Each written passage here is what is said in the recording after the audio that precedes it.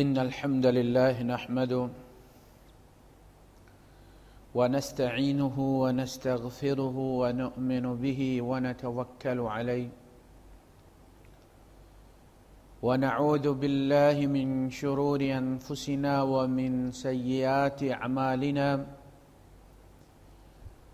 من يهده الله فلا مضل له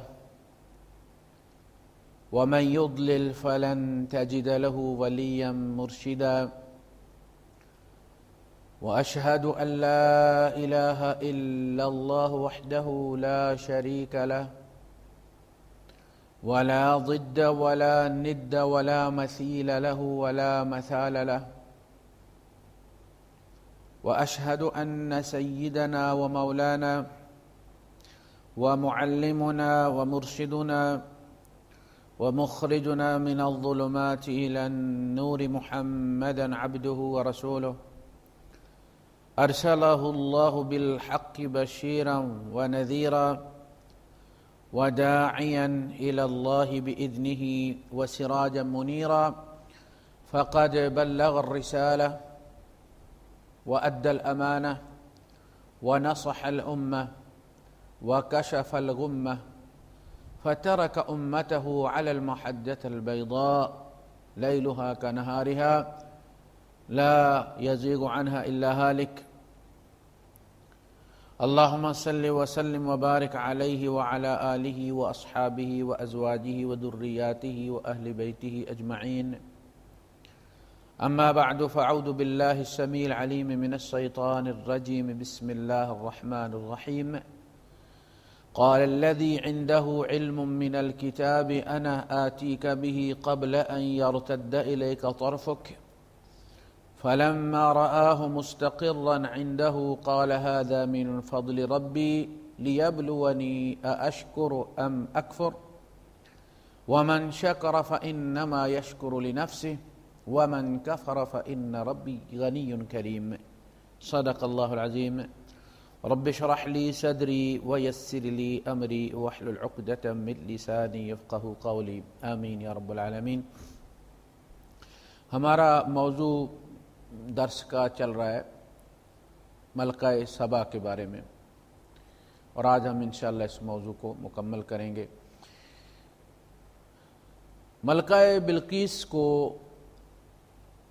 جیسا کہ روایات میں اس کا نام بتایا گیا ہے، اللہ پاک نے یہاں تقریباً 2 رکوعوں میں جو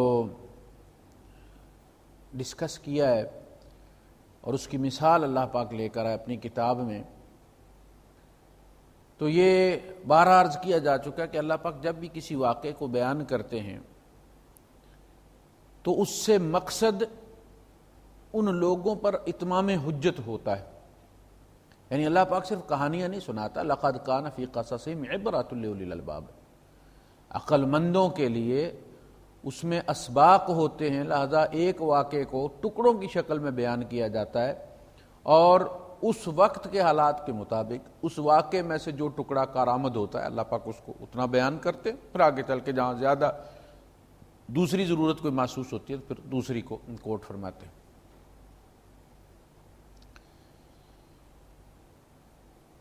بائبل میں بھی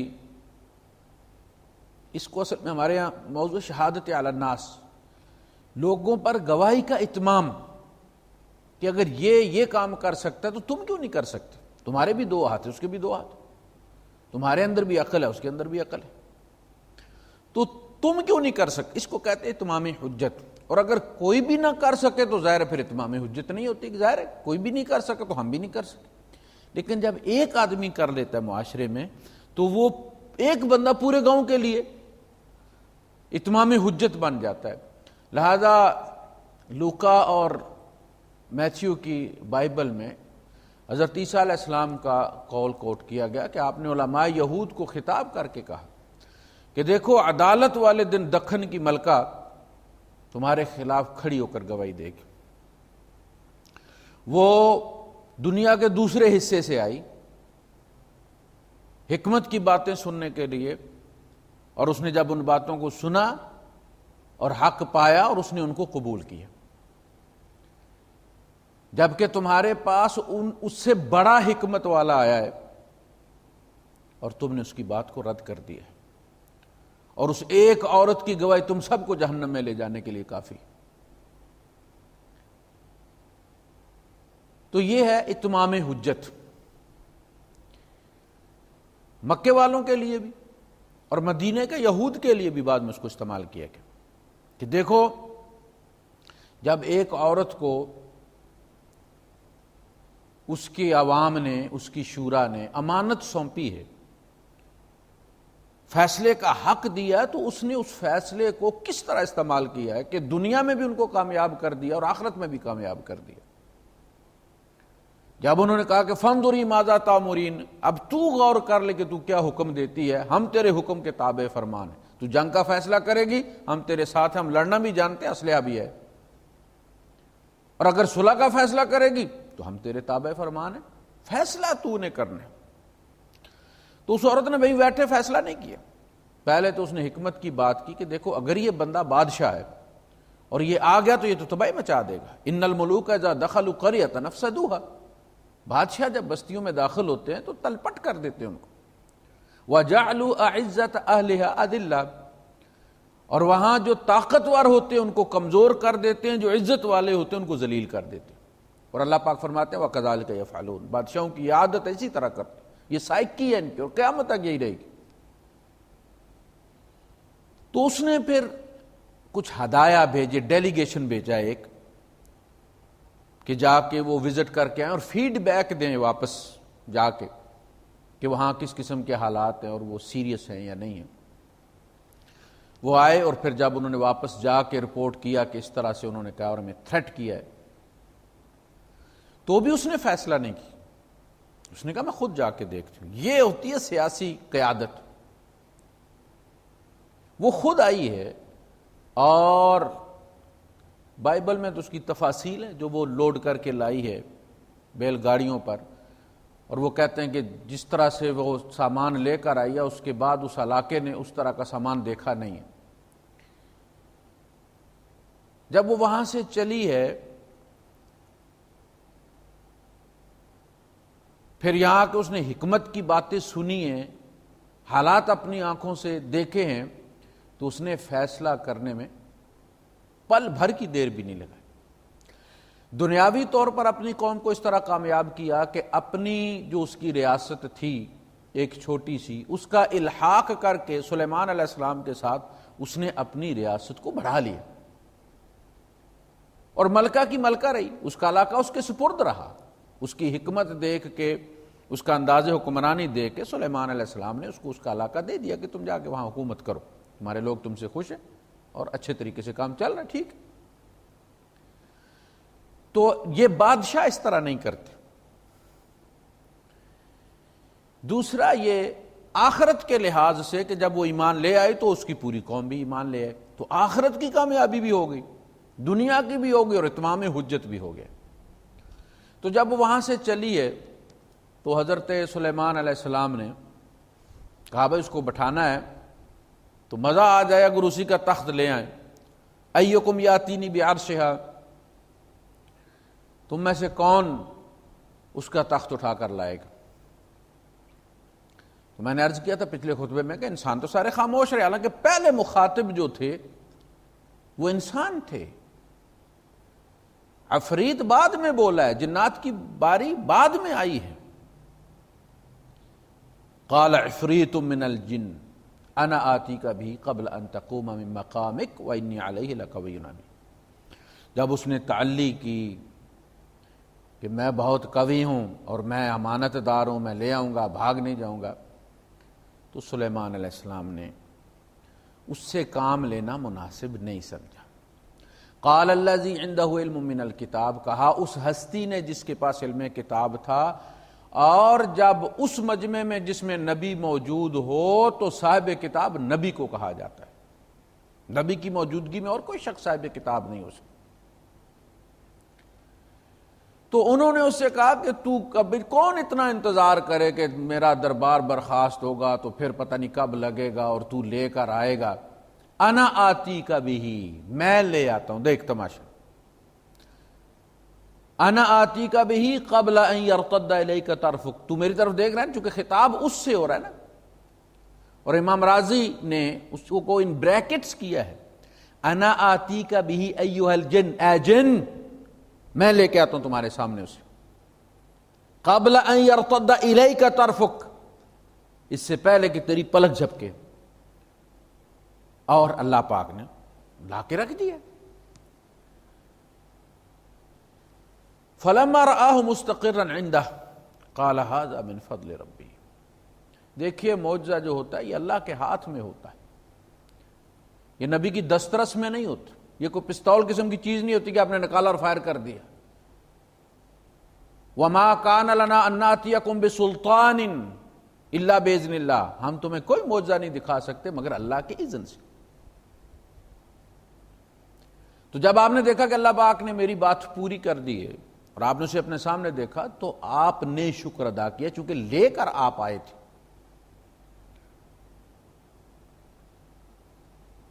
قال هذا من فضل ربی لیبلونی اشکر ام اکفر. یہ میرے رب کا خاص الخاص فضل ہے میرے اوپر کہ وہ مجھے آزمائے. نعمت جو بھی دنیا میں دیکھیں، نعمت ہے یا مصیبت ہے جو بھی ہے وہ ایک امتحان ہے. الذی خلق الموت والحیات لیبلوکم، زندگی اور موت کا یہ جو سلسلہ چل رہا ہے یہ ہے ہی امتحان اور ابتلا. کبھی خوشی دے کے، کبھی غم دے کے، کبھی دولت دے کے، کبھی لے کے، کبھی اولاد دے کے، کبھی لے کے، تو امتحان ہے. تو یہ جو اللہ کا فضل ہوا ہے یہ میرا امتحان ہے کہ میں شکر ادا کرتا ہوں یا ناشکری کرتا ہوں. اشکر ام اکفر. اور شکر یہ ہے، سب سے پہلے شکر کی جو پہلا فرض ہے اس کا یہ ہے کہ انسان اس کو اللہ کی طرف ریفر کرے. اولاد ہے اللہ کا مال ہے، دولت ہے اللہ کی چیز ہے، صحت ہے اللہ کی عطا ہے، جاب ہے اللہ کا فضل ہے. یعنی اس کو وہ ریفر کرے اللہ کی طرف. یہ شکر کا سب سے پہلا فرض ہے. اگر یہ ٹوٹ گیا تو اگلی چیزوں کی کوئی اہمیت، وضو ہی نہیں تو نماز ختم. دوسری چیز یہ کہ وہ اس چیز کو اس کام کے لیے استعمال کرے جس کے لیے اللہ پاک نے اسے وہ نعمت دی ہے. اس کو مس یوز نہ کرے، غلط استعمال نہ کرے. اس کا آنکھیں دی ہیں خیر کے لیے دی. انسان شکر کی تسبیح پڑھتا رہے لیکن آنکھوں کو مس یوز کرے، شکر کی تسبیح پڑھے مگر کانوں کو مس یوز کرے، شکر کی تسبیح پڑھے لیکن زبان کو مس یوز کرے، یہ ناشکری ہے. اور یہ وہ حکیمانہ انداز ہے، وَمَن يَشْكُرْ فَإِنَّمَا يَشْكُرُ لِنَفْسِهِ. جو شکر کرے گا بھی تو وہ اللہ پر کوئی احسان نہیں چڑھائے گا کہ ایک بندہ کہ جی فلاں شکر نہیں کرتا اور میں شکر کرتا ہوں. تم شکر کرتے ہو تو اپنے خزانے کو بھرتے ہو. اس لیے وَإِذْ تَأَذَّنَ رَبُّكَ لَئِن شَكَرْتُمْ لَأَزِيدَنَّكُمْ. تمہارے رب نے یہ اعلان کر دیا ہو، اعلان کر رکھا ہے کہ اگر تم شکر کرو گے تو میں تمہیں زیادہ دوں گا. یہ بڑا فارمولہ عجیب کہ شکر ایک تو نیکی میں اضافہ کرتا ہے، دوسرا نعمت میں اضافہ کرتا ہے. لَئِن شَكَرْتُمْ لَأَزِيدَنَّكُمْ وَلَئِن كَفَرْتُمْ. ہمارے ایک ساتھی تھے یہاں الصفا میں، فیکٹری میں تھے، وہ دبئی ڈیوٹی تھی ان کی، تو میرا جانا ہوا ان کے یہاں. تو فورمین تھے، گاڑی تھی ان کے پاس چھوٹی سی. تو بیٹا جو تھا ان کا آج کل وہ بھی یہاں دبئی میں ہے، فوت ہو گئے وہ ہمارے دوست جو تھے. بیٹا کہنے لگا ابو گاڑی بڑی لیں، یہ چھوٹی گاڑی ہے. تو کہنے لگے بیٹا بس دعا کرو. میں نے اسے کہا دیکھو اگر بڑی لینی ہے تو اس کا طریقہ یہ کہ شکر کرو اللہ پاک، اس چھوٹی پہ شکر کرو گے تو بڑی بھی مل جائے گی. اب اتفاق دیکھیے کہ میں اگلی بار جب گیا تو چونکہ مجھے لوکیشن یاد نہیں رہتی تھی تو وہ خود لینے آتے تھے، میں لوکیشن اپنی بتاتا تھا، وہ وہاں آ کے مجھے تو آگے آگے گاڑی لے کے جاتے تھے، میں پیچھے جاتا تھا ان کا. تو میں نے ان کی گاڑی دیکھی تو میں نے کہا جی ماشاءاللہ بڑی گاڑی مل گئی ہے. تو کہنے لگے جی بس وہ آپ کی بات اللہ پاک نے جو ہے وہ سچ ثابت کر دی ہے کہ میرا رینک بھی بڑھ گیا ہے، میں فورمین سے سپروائزر ہو گیا ہوں، گاڑی بھی بڑی ہو گئی اور پھر وہ سیل مارکیٹنگ مینیجر بھی ہو گئے تھے. تو لئن شکرتم لازیدنکم، گلوں سے نعمت نہیں بڑھتی کہ فلاں کو اتنا زیادہ دے دی اور مجھے تھوڑا دیے. اس لیے کہ انسان جب اپنے اوپر دیکھتا ہے اس کے ساتھ کمپیئر کرتا ہے تو گلا پیدا ہوتا ہے، اپنے سے نیچے دیکھتا ہے تو شکر پیدا ہوتا ہے. لئن شکرتم لازیدنکم ولئن کفرتم، اور اگر تم نے ناشکری کی تو پھر میرا عذاب بھی بڑا دردناک ہے، وہ بھی بہت درد دیتا ہے. پھر اس لیے کہ نعمت چھن جائے تو وہ نہ ملنے سے پہلے جو تکلیف ہوتی ہے وہ مل کے جو چھن جاتی ہے وہ زیادہ تکلیف دہ صورتحال ہوتی ہے. بہرحال ومن شاکر ومن یشکر، دیکھیں انہوں نے یہ بات کہی کہ اللہ پاک نے یہ میرے اوپر فضل کیا ہے، میرا امتحان ہے یہ کہ میں شکر کرتا ہوں یا ناشکری کرتا ہوں، لیکن اس میں یہ کہا کہ اگر میں شکر کر بھی رہا ہوں تو اس میں بھی میرا بھلا، ہماری نمازوں میں ہمارا بھلا ہے، ہمارے روزوں میں ہمارا بھلا ہے، ہمارے صدقات میں، ہمارے حج میں ہمارا بھلا ہے، اللہ پاک کا نہیں. وہ نہ ہماری قربانیوں کا گوشت کھاتا، نہ ہماری نمازوں سے اس کے سورج چاند کی روشنی بڑھتی ہے، اس کا فیول بڑھ جاتا ہے. یہ سب ہمارے اپنے پیش کردہ وما تقدموا لانفسکم من خیر، جو بھی بھلائی تم آگے بھیجو گے اپنی جانوں کے لیے، تجدوہ عند اللہ، تم اس کو اللہ کے یہاں پاؤ گے، اور جیسی بھیجو گے ویسی پاؤ گے. تعداد میں اضافہ کر دے گا، وہ 1 کی 10 دے گا، لیکن کیسی دے گا؟ من جاء بالحسنۃ فلہ عشر امثالھا، جو 1 نیکی لے کر آئے گا اسی نیکی جیسی 10 دوں گا، مثلھا. تو اگر آپ نے لولی لنگڑی نماز دی ہے ٹھیک، وہ 1 کی 10 کر دے، لیکن وہ لولی لنگڑی ہوگی، کوالٹی وہ بدلی نہیں کرے گا، کوانٹیٹی زیادہ کر دے. جیسا روزہ دیا ہے زیادہ دے دے گا، تو 1 مہینے کے رکھے ہیں 10 مہینوں کے دے دے گا، لیکن وہ ویسے ہی روزے ہوں گے جیسے تم نے رکھے. اور اگر کوئی ناشکری کرے گا، وَمَنْ كَفَرَ فَإِنَّ رَبِّي غَنِيٌّ كَرِيمٌ، اور اگر کوئی ناشکری کرے گا تو میرا رب غنی ہے، اس کا کوئی نقصان ہے، وہ بے نیاز ہے، وہ ہر چیز سے، وہ ہماری نمازوں سے بھی بے نیاز ہے. یعنی ایک حدیث قدسی میں اللہ کے رسول صلی اللہ علیہ وسلم روایت کرتے ہیں اللہ پاک سے کہ اللہ پاک نے ارشاد فرمایا کہ اے آدم کی اولاد، تم سے پہلے اور تمہارے بعد آنے والے سارے ایک فاسق فاجر شخص کے دل کی طرح ہو جائیں، میرا کوئی نقصان نہیں. اور اگر تم سے پہلے جو گزر گئے اور قیامت تک جو تمہارے بعد آنے والے ہیں ایک متقی شخص کے دل کی طرح ہو جائیں تو میرا کوئی فائدہ نہیں. یعنی نیک رب پر یہ احسان نہ چڑھائے کہ دیکھو جی فلاں تو شراب پی رہا ہے اور میں سجدے کر رہا ہوں، لہٰذا اب میری بات ٹالی نہ جائے، میری دعا رد نہ کی جائے، مجھے کبھی بخار نہ چڑھے، میرے اوپر کبھی مصیبت نہ آئے، جو میں ان 32 دانتوں سے مانگوں وہ مجھے مل جانا چاہے، اس لیے کہ میرا ایک بھائی جو ہے وہ تاش کھیل رہا ہے، میں سجدے کر رہا ہوں. تو بھائی صاحب آپ سجدے کر رہے ہیں تو یہ تو اور اللہ پاک کا احسان ہو گیا آپ کے اوپر، آپ اور مقروض ہو گئے کہ اس نے آپ کو اپنے گھر بلایا ہوا، آنے کی توفیق دی ہے.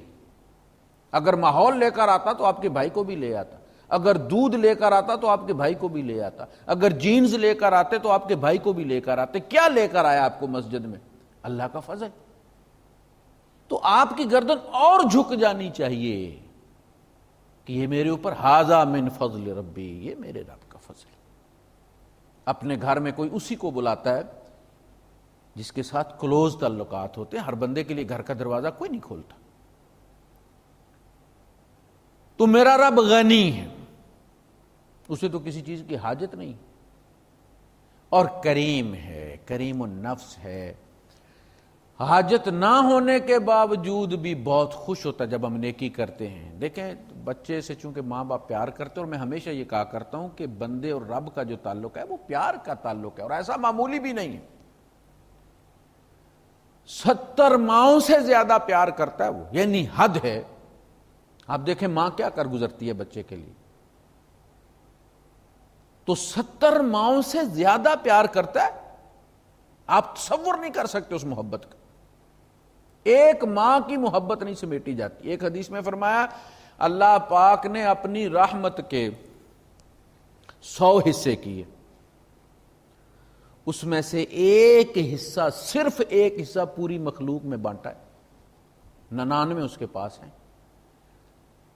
اور اللہ کے رسول صلی اللہ علیہ وسلم نے فرمایا اس ایک محبت کا اثر ہے کہ گھوڑے جیسا اڑیل جانور بھی اپنے بچے پر پاؤں نہیں رکھتا. یعنی گھوڑی جو ہے وہ جب پاؤں نیچے رکھتی ہے اور اسے احساس ہوتا ہے کہ بچے کا کوئی عضو میرے پاؤں کے نیچے ہے تو وہ پاؤں ہٹا لیتی ہے. گھوڑا جو ماں جو گھوڑی ہے اس میں چڑیا ہے، اپنے پوٹے میں رکھ کے نرم کر کے پھر بچوں کو جو ہے وہ ڈی فیڈ کرتی ہے، ان کو دیتی ہے. بلی ہے، لالچی جانور ہے نا، گوشت آپ اس کے سامنے پھینکیں، اگر وہ ماں ہے بچے ہیں اس کے تو پہلے جو آپ پھینکیں گے وہ کبھی نہیں کھائے گی، چاہے 3 دن کی بھوکی ہو، پہلے اٹھا کے جا کے اپنے بچوں کے آگے رکھ کے آئے گی. یہ اس ایک رحمت کا مظہر ہے. ہماری ماؤں کی محبت بھی، جانوروں کی ماؤں کی محبت بھی، اور ہم جو ایک دوسرے سے جو رحمت کا جذبہ ہمارے لیے ابھرتا ہے یہ بھی ایک رحمت کا ایک حصہ ہے جو پوری کائنات میں قیامت تک چلتا رہے گا اور ماؤں میں آتا رہے گا، چاہے وہ ماں بلی ہو یا چڑیا ہو یا گھوڑی ہو یا گائے ہو، چاہے انسان کی ہو. آپ کوئی اندازہ کر سکتے ہیں کہ پوری دنیا کا نظام صدیوں تک رحمت کے ایک حصے کے ساتھ چلتا جا رہا ہے اور 99 حصے اللہ پاک کے پاس رکھے ہوئے ہیں. آپ امیجن نہیں کر سکتے. ایک حدیث پاک میں نبی کریم صلی اللہ علیہ وسلم ارشاد فرماتے ہیں کہ جب اللہ پاک کی رحمت، ترجمان السنہ میں بدر عالم میرٹھی صاحب نے اس کو لکھا ہے، وہ حدیث کو لے کر آئے ہیں کہ جب اللہ پاک کی رحمت برسے گی قیامت کے دن تو ایک دفعہ تو ابلیس بھی سر اٹھا کر دیکھے گا اس کی طرف کہ شاید کوئی چھینٹا میرے لیے بھی ہو. آپ اس سے اندازہ کر سکتے ہیں کہ کیا اللہ پاک کی رحمت کا عالم ہوگا قیامت کے دن. تو وہ بڑا کریم ہے، ضرورت نہ ہونے کے باوجود بھی وہ لے لیتا ہے، اچھا ریٹ لگاتا ہے، جن سے خوش ہو جاتا ہے، جن کی توحید سے خوش ہو جاتا ہے، جن پر اسے پیار آتا ہے. تو فرمایا کہ وہ ریٹ لگاتے ہوئے وَلَا نَجْزِيَنَّهُمْ أَحْسَنَ الَّذِي كَانُوا يَعْمَلُونَ، میں ان کی ہر عبادت کا جو بہترین سیمپل ہوگا میں اس کا ریٹ لگاؤں گا. تصور کر سکتے ہیں آپ کہ آپ نے جو بہترین نماز پڑھی ہوگی، حرم میں حتیم کے اندر جو نفل پڑھے ہوں گے، سارے نفلوں کا وہ ریٹ لگا دے. امام کعبہ کے پیچھے جو آپ نے نماز پڑھی ہوگی بڑے خشوع و خضوع کے ساتھ، خاص کر کے جو پہلی دفعہ جاتے ہیں عمرے یا حج پر جو لوگ، ان کی جو کیفیت، جو بار بار جاتے ہیں وہ کیفیت ہر بار کم ہو جاتی. اللہ پاک کو جب پیار آئے گا اس پر تو اس کی اس نماز کو لے کر سب نماز کا ریٹ لگا دے گا، چاہے اس کی 1 کروڑ ہے، چاہے اس کی 10 کروڑ ہے، وہ ریٹ لگا دے گا. یہ ہے کریمی اس کی. جو بہترین روزہ رکھا ہوگا اس کا، اور جن پر وہ ناراض ہوگا، جن پر اس کا غضب پھڑکے گا. اور مشرکوں کا ذکر کر کے اس نے کہا وَلَا نَجْزِيَنَّهُمْ أَسْوَأَ الَّذِي كَانُوا يَعْمَلُونَ، جو بدترین انہوں نے کام کیا ہوا ہوگا میں وہ ریٹ لگاؤں گا ان کے گناہوں کا. بدترین گناہ کا، اس کے 10 ارب اگر گناہ ہے تو 10 ارب کا ریٹ وہ جو بدترین گناہ ہوگا اس کا لگائے گا. فَإِنَّ رَبِّي غَنِيٌّ كَرِيمٌ. خیر عرش آ گیا. قَالَ نَقِّرُوا لَهَا عَرْشَهَا، کہا تھوڑی سی اس میں تبدیلی کر دو، پینٹ وینٹ کر کے ذرا سا تبدیل کر دو اس کہ پہلے ہاتھ دیکھنے میں بالکل وہ نہ لگے. جب ملکہ آئی اور آپ نے اس کو، بادشاہ تھے وہ بھی، ملکہ تھی وہ بھی، تو تخت پہ بٹھایا، اسی کے تخت کی طرف اشارہ کیا اور کہا کہ تشریف رکھیں آہا کا عرش کی، کیا تیرا عرش بھی اسی جیسا تھا، اس جیسا تھا. یہ نہیں کہا اہذا عرشو کی، کیا یہ تیرا تخت ہے؟ کہا نہیں، اہٰذا، اس جیسا تیرا عرش ہے. قالت کأنہ ہوا، اس نے دیکھا اس کی طرف، تو وہ بھی ملکہ تھی، اس نے بھی ڈپلومیٹک جواب دیا. اس نے کہا گویا کہ یہ تو وہی ہے. اس نے یہ نہیں کہا یس اور نو، ہاں یہ وہی ہے، ہاں یہ وہ نہیں ہے. تو یہ جو ڈپلومیٹک انداز ہوتا ہے، اس میں یہ ہوتا ہے کہ کلام یصلح لأی واقعۃ بعدہ، ایسی گفتگو کہ جو بعد میں آنے والی صورتحال چاہے کیسی بھی ہو وہ اس میں فٹ ہو جائے. یعنی اگر وہ اس کا نہیں ہے تو اس نے کب کہا کہ یہ میرا ہے، اور اگر اس کا ہے تو اس نے کب انکار کیا کہ یہ وہ نہیں؟ اس نے کہہ دیا کہ انہ ہوا، گویا کہ یہ تو وہی ہے. تو اس نے ہر لحاظ سے اپنے آپ کو بچا لی. لیکن اس نے اس چیز کا اقرار کیا کہ آپ کے بارے میں ہمیں معلومات پہلے مل چکی تھیں، اور کنہ مسلمین، ہم تو سر تسلیم خم کر چکے ہیں. تو اس میں مراد تھی سرنڈر، ہم ہتھیار پھینک چکے ہیں بھائی، ہم نے تسلیم کر لیا. آپ کی سینیارٹی، آپ کی عظمت، آپ کی سلطنت، آپ کی قوت، آپ کا زور ہم نے دیکھ لیا، کوئی مسئلہ نہیں. لیکن آپ نے جو اسے خط لکھا تھا وہ سرنڈر کرنے کے لیے نہیں لکھا تھا، مسلمان ہونے کے لیے لکھا تھا، جیسا کہ اللہ کے رسول صلی اللہ علیہ وسلم نے خط لکھے تھے. تو وہ بھی ان کو اسلم تسلم، اسلام لیا سلامتی پا جائے گا، یعنی دنیا میں بھی آخرت میں بھی. تو وہ جو کہا تھا نا واتونی مسلمین، اس نے سمجھا کہ سر تسلیم خم کرنے کو کہہ رہے ہیں. اس کے بعد جب یہ صورتحال ہوئی اور آپ نے دیکھا کہ یہ ٹھیک طرح سے بات سمجھ نہیں سکی، تو آپ نے ایک شیشے کا محل بنایا ہوا تھا، اس میں آپ تشریف رکھتے تھے، تخت بچھایا ہوا تھا آپ نے. تو مہمان خانے سے بلایا گیا ملکہ کو، صبح جب دربار کا وقت ہوا تو اس میں نیچے پانی تھا اور اس میں مچھلیاں تھیں، اور اوپر جو ہے وہ شیشہ لگا ہوا تھا، اور وہ اتنا ٹرانسپیرنٹ شیشہ تھا کہ اندازہ نہیں ہوتا تھا کہ درمیان میں شیشہ پانی نظر آتا تھا.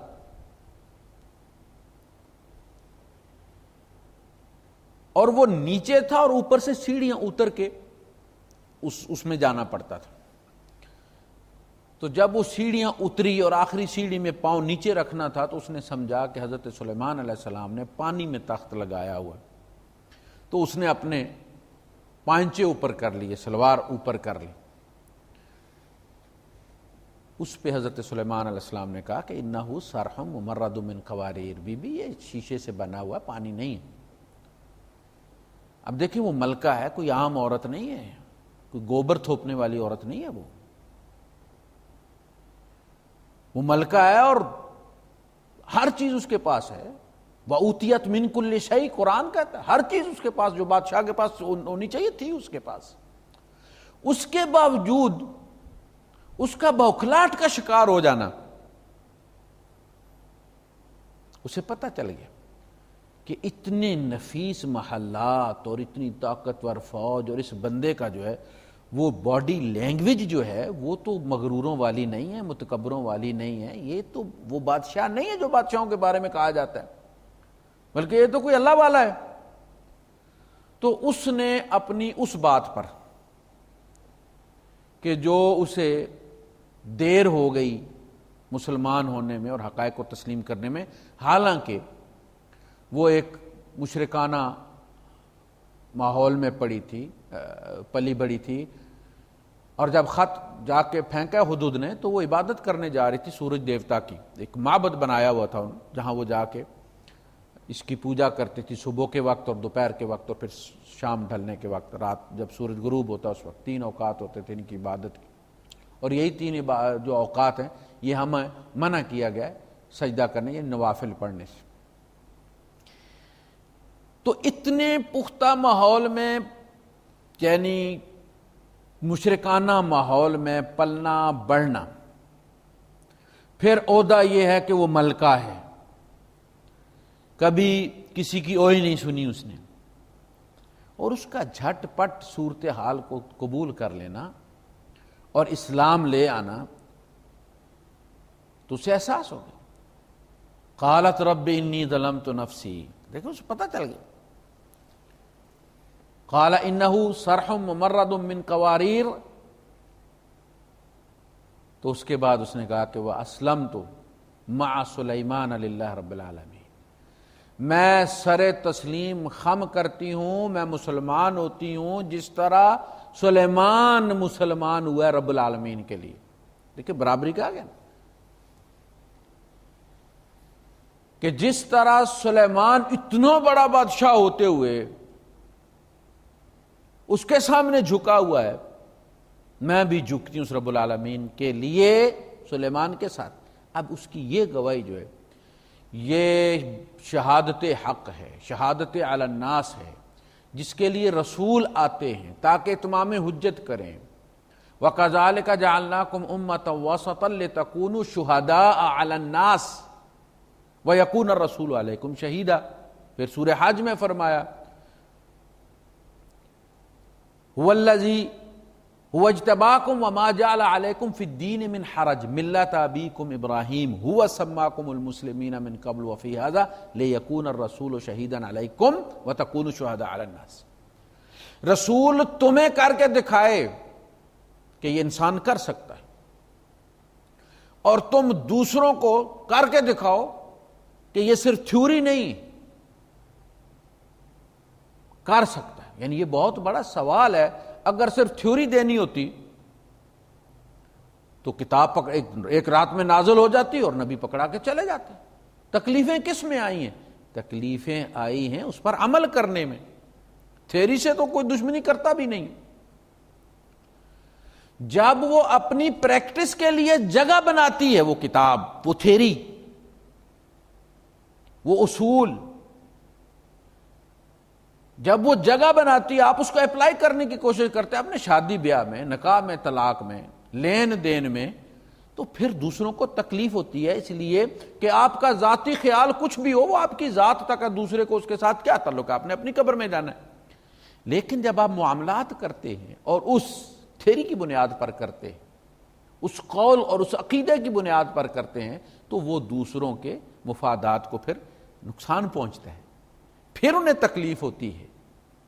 دو پارٹنر ہیں، آپ کہتے ہیں بھائی میں تو جھوٹی قسم کھا کے نہیں بیچوں گا، میں تو رشوت نہیں لوں گا. اب دیکھیں نا اس کا مفاد بھی آپ کے ساتھ جڑا ہوا ہے، آپ 50-50 کے پارٹنر ہیں. آپ کو اگر اس کے نتیجے میں ایمانداری پر چلنے کے نتیجے میں 1 لاکھ کا نقصان ہوتا ہے تو 50,000 تو آپ کے پارٹنر کا بھی ہوا ہے نا. تو کہے گا بھائی صاحب آپ جان چھوڑیں، آپ کوئی اور جگہ دیکھ لیں، میں اپنے جیسا کوئی بے ایمان ساتھ رکھ لوں گا، مجھے نقصان نہیں کروانا اپنے کاروبار کا. آپ جا کے مسجد میں بیٹھیں اللہ اللہ کریں.